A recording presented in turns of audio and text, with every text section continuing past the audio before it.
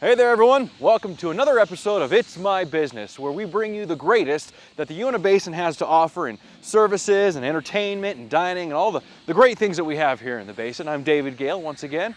Hey, today we're going to look at a business that's not quite a business in the traditional sense, yet the services that it offers, well, it benefits all of us. What we're talking about today is the brand new Uintah County Public Safety Complex. It's this huge building you see behind me with all the great colors. And in fact, it's so new, it's not even completely done yet. We're going to get the rare opportunity, you're going to come with me and go inside and see what the jail and the surrounding area looks like before anybody else has even been in there. Well, almost before anybody else. There's a little caveat to that. I'll explain that as we go inside. So come with me. It's getting a little cold out here. Come on.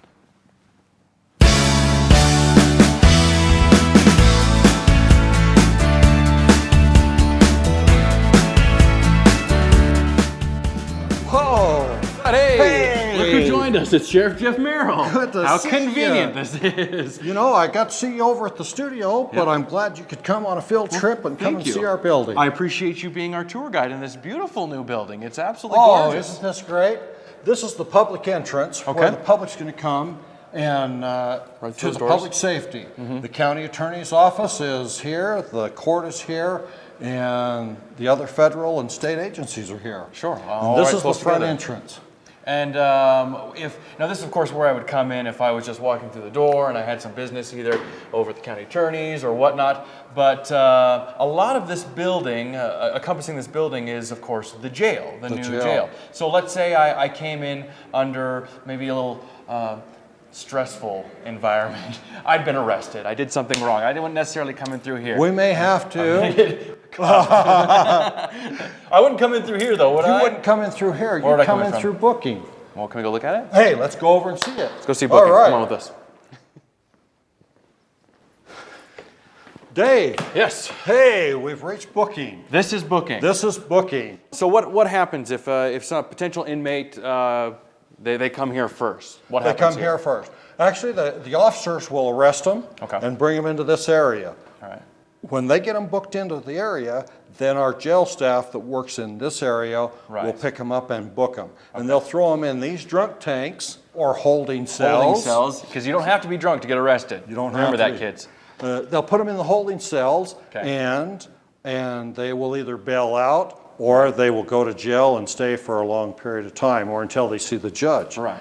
So this is our booking area. It's all glass. And we are raised. You notice that I noticed up. we're up a lot higher. Is that just for visualization? It's actually for security. We can actually look into the cells downward, and we can see what's going on. And it's safer for the officers. Kind of a superiority place. Oh, there you go. A position of superiority. I also noticed that you have this like plexiglass, this really, really thick plexiglass, right where they're coming in. Is this? Is there some safety issue that this addresses? There is. Sometimes we have people that don't necessarily like to come to jail.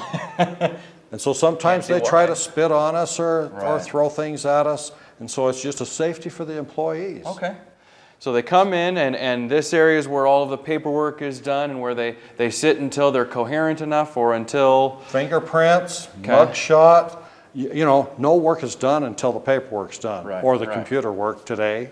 Now, what if they have somebody who, find out, my loved one did something dumb they shouldn't have done, and I want to go see them. Can they be seen at this point in time, or do they have to wait till they're further on? They'll get one phone call. Remember that old one phone call thing? Still exists. Just a one phone call. Okay. We have phones on the wall, and they can call a bail bondsman, or they can call a friend or a family member, and depending on the charges and depending on how it is, they can either be bailed out or they stay with us. Right.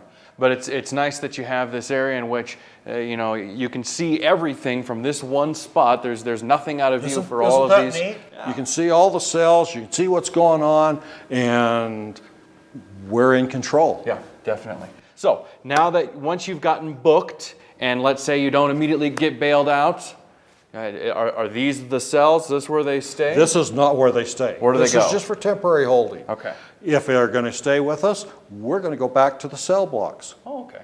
A bigger area. Maybe we could show you some areas on the way as we get down there. Okay. Let's do it. Which way are we going? Let's go this way. Okay, sounds good. All right.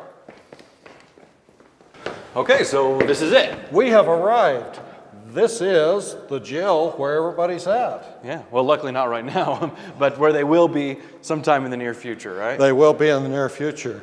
How many people now this is just one of many though, right? One of 8. Okay, there's 8 that are just like this, pie wedges. There's cells that go all the way around. Cells that go all the way around. It's kind of a wedge shape, like you said.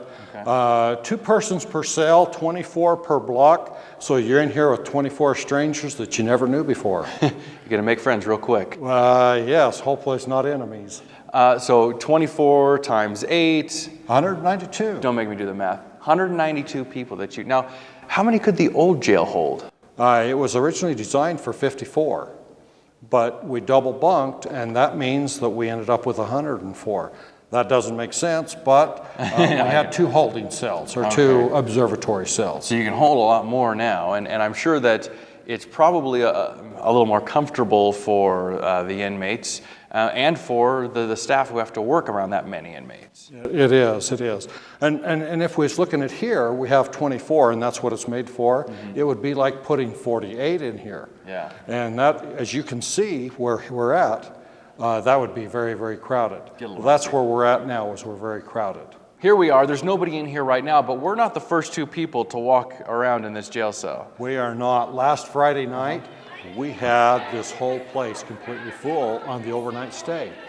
And it was fun. In fact, cell number 6 right down here is where me and my wife stayed. You actually stayed the night in the jail? I stayed the night in the jail. With another 100 and some odd 80? We had 214 people that stayed the night. Wow. They wanted to. They wanted to come to the jail and stay the night. They could. We had actually a waiting list for people to come and stay. Now, what was the purpose of this? To allow the public to come in and see that it is a jail. It's not a Hilton hotel. It's a place of correctional institution, right. Where we hold people and make them accountable for their actions. Sure. And maybe one night in the jail might keep some kids from wanting to spend any more nights in the jail. And it was a fun night the other night, but most of the nights in here are not that fun, especially if you're an inmate.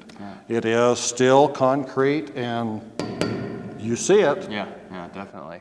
And you've got to have some real good surveillance and some good staff that's always keeping an eye. I mean, 24/7. We have 24 hours, 7 days a week. So in a place like this, where we're just surrounded by concrete and railing, who's keeping an eye on these guys? The jail staff, and we have cameras that watch, and we house them in here. This is their whole life.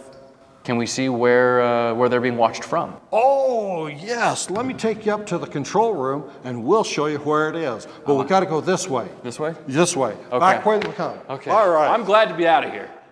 This is the control room that controls all the doors where all the prisoners were, where we were just at. Right. You can look out through here and see That's the where we were railing that standing. you were at. Right over there. Not only can we see the one cell that we were in, but you can see all 8 cells. All 8 cells from this one place. Right. And so we have a controller that works up here, that controls the doors, keeps the jailer safe, keeps the inmates safe. And this is the heart and the control room and the hub of the whole jail correctional system. And the interesting thing that I saw was when we were in the cell, you couldn't see this. No, we have reflective film all over it. Right. So they can't see this way, but we can see that way. Cool. But you know what? There's other places other than the jail. Well, right, because this is the public safety complex. It's not just the jail. It's not just the jail. So where else do we got here? Hey, how about going over? Because we have had a department that's moved in. Already? The county attorney's office is there. They're actually working. They're actually working, even as we speak. Let's go. But we've got to go this way. Okay, let's go. All right, let's go. And here we are now, finally on our last leg of the tour. We are. Where are we? We are in the county attorney's entrance and also to the justice court entrance. So the justice court will be right here. The county attorney's is upstairs.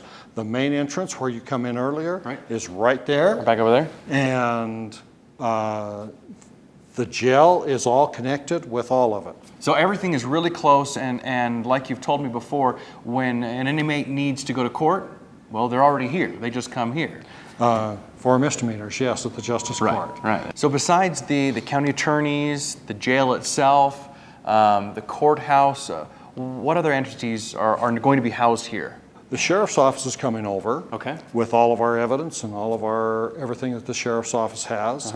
We have the Utah Highway Patrol, Adult Probation and Parole, the Emergency Operations Center, and the FBI. Wow. So it's quite a complex of government entities for safety. And I bet that that probably helps when it comes to any kind of interagency work that needs to be done. Absolutely. Instead of driving across town, we can just walk down the hallway to where the office is. Well, that's awesome. This is a beautiful building. It's very, very functional, and I must say you did a great job picking out the colors. Oh, I love the colors. Don't you love the colors? I love the They let colors. me make some decisions. Well, good. I'm glad that you do something Well, around here. thank you for coming and visiting with us. Appreciate it. And I hope you don't come back to the jail. You either. All right. Thank you for joining us on this episode of It's My Business. We'll see you next time. Let's go over to the elevator because I just want to do something. All right.